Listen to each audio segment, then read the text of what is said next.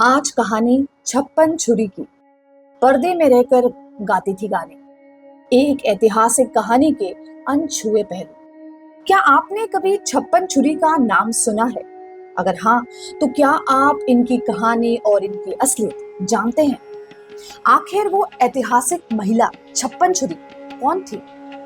कैसे उनका नाम छप्पन छुरी पड़ा? उस बेहतरीन गायिका की आवाज का हर कोई दीवाना था। जो भी उनकी आवाज एक बार सुन लेता, बस उन पर मोहित हो जाता, उनके एक दीदार के लिए पागल हो जाता। मगर वो कभी किसी के सामने नहीं आई। वो हमेशा पर्दे के पीछे से गाना गाया करती थी। आज बात हिंदुस्तान की एक ऐसी रहस्यमयी शख्सियत की जिसे लोग छप्पन छुरी के नाम से जानते थे, जो अपना चेहरा छुपाकर गाने और गीत गाया करती थी, जिन्होंने अपने चेहरे और जिस्म पर 56 वार झेले थे, जिसके बाद इस बेदर्द दुनिया ने उनका नाम ही रख दिया छप्पन छुरी। तो चलिए शुरू करते हैं कहानी छप्पन छुरी और उनके जीवन के रहस्यों की। नाम, जन्म और परवरिश।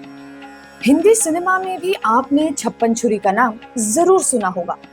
छप्पन छुरी के बारे में एक किताब भी लिखी गई है जिसका नाम है रेक्विएम इन रागा जानकी, जिसमें उनसे जुड़ी सारी बातों का जिक्र है। दरअसल छप्पन छुरी का असली नाम जानकी बाई था।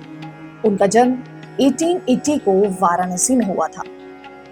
जन्म के बाद ही उनके पिता ने जानकी और उनकी मां को घर से निकाल दिया था, जिसके बाद जानकी और उनकी मां इलाहाबाद के एक कोठे पर पहुंच गए।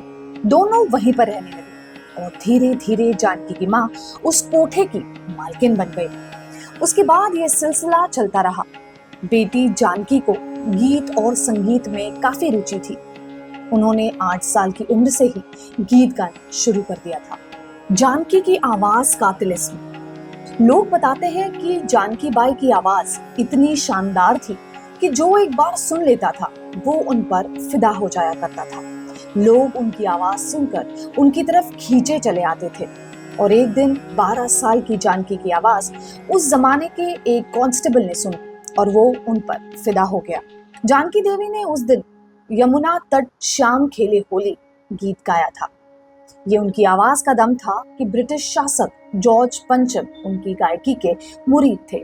1911 में किंग जॉर्ज पंचम जब इलाहाबाद आए तो जानकी बाई और गौहर जान ने एक साथ उनके सामने गाना गाया और नृत्य पेश किया था।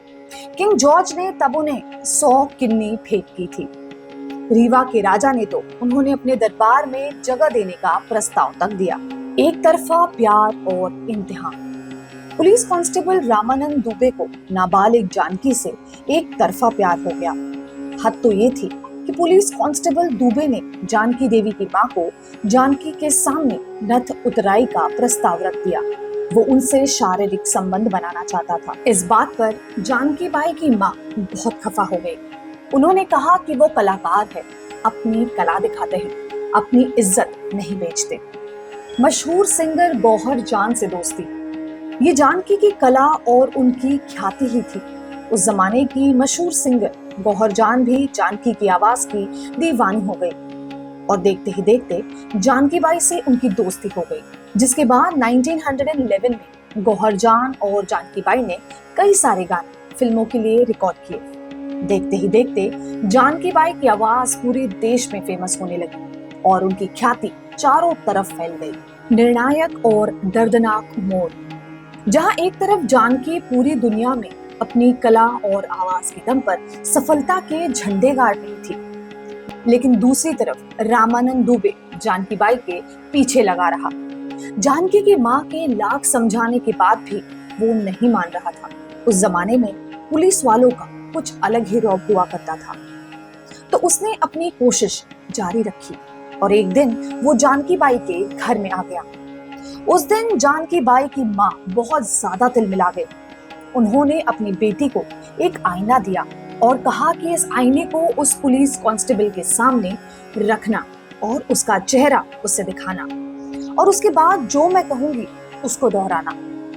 जानकी ने भी ठीक वैसा ही किया।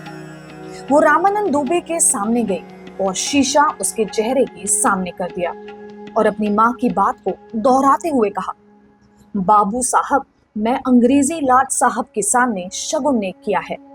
मैं बनारस की वो सुंदरी हूँ जिसे देखने लोग दूर दूर से आते हैं। मैं मशहूर हसू खान साहब और कोडल महाराज की शिष्य हूँ। मैं संगीत की दुनिया में महारानी बनने जा रही हूँ, लेकिन तुम सिर्फ एक सिपाही। तुम क्या हो? तुम अपना चेहरा तो इस आईने में देखो। तुम सिर्फ पुलिस फौज के एक मामूली से जमादार हो। ये बात सुनकर वो जमादार इस बात से तिलमिला उठा। सन के सिपाही के वो 56 जानलेवा वार। उस वक्त तो उस जमादार ने वहां कुछ नहीं बोला, लेकिन उसने कसम खा ली कि वो जानकी देवी को बड़ा सबक सिखाएगा।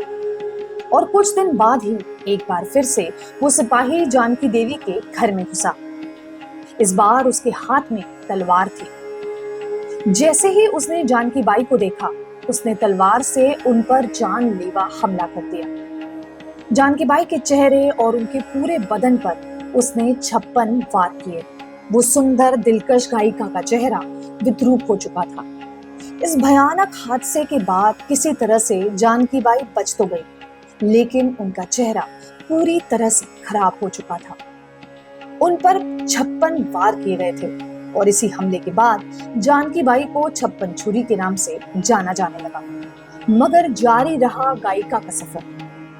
उसके बाद भी 56 छुरी के नाम से मशहूर हुई जानकी देवी ने अपनी गायकी जारी रखी थी, लेकिन अब वो अपना चेहरा छुपाकर घूंघट में गीत गाया करती थी।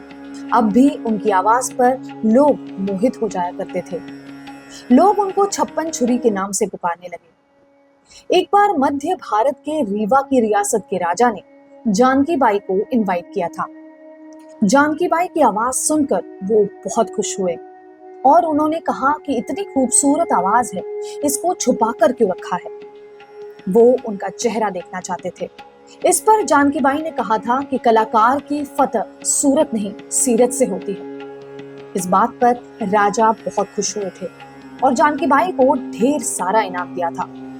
बाद में वो अपने नाम के आगे जानकी बाई इलाहाबादी लगाया करती थी। इतिहासकार बताते हैं कि जानकी वो पहली भारतीय महिला थी जिनकी आवाज ग्रामोफोन में मार्च 1907 में रिकॉर्ड हुई थी। उस जमाने की मशहूर गायिका गौहर जान भी जानकी बाई की बहुत ज्यादा कदर करती थी। जानकी को हिंदी, उर्दू, बंगाली और अंग्रेजी पर अच्छी महारत हासिल थी। दीवाने जानकी का मशहूर किस्सा।